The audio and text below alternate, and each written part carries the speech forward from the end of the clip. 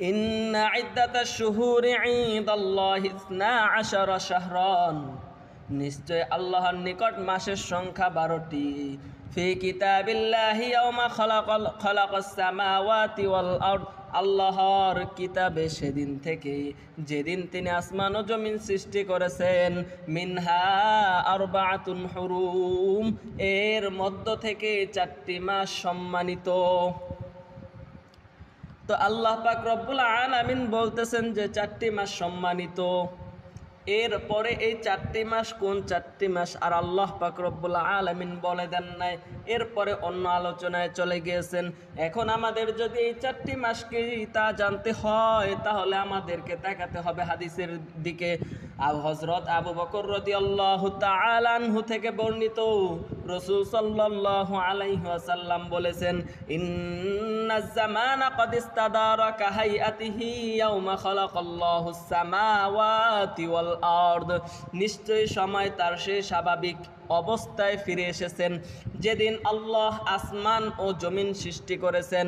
as-sanatu 12 শাহরান, বছর 12 মাসে গঠিত। আল্লাহ পাক রব্বুল আলামিনও বলেছেন বছর 12 মাসে গঠিত। রাসূল সাল্লাল্লাহু আলাইহি ওয়াসাল্লামও বলতেছেন যে বছর 12 মাসে গঠিত। এখন এরপরে বলতেছেন মিনহা আরবাআতুন হুরুম, এর ভিতর থেকে 4টি মাস সম্মানিত। হুবাহু এইভাবেই আল্লাহ পাক রব্বুল আলামিন বলেছিলেন মিনহা আরবাআতুন হুরুম। এখন আসি সেই 4টি মাস কি?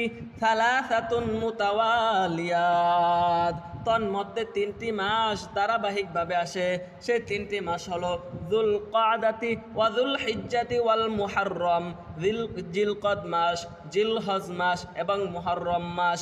জিলকদ মাস আমাদের থেকে বিদায়ের সংলগ্ন এবং জিলহজ মাস আমাদের সন্নিকটে এসে গিয়েছেন।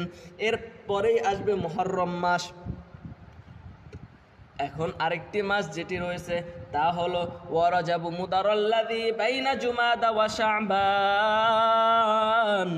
সেটি হলো রজব মাস যা জুমাদা এবং শাবান মাসের মাঝখানে অবস্থিত। এটা বর্ণনা হলো সহিহ বুখারীর 3197 নম্বর হাদিস আর সহিহ মুসলিমের 1679 নম্বর হাদিস।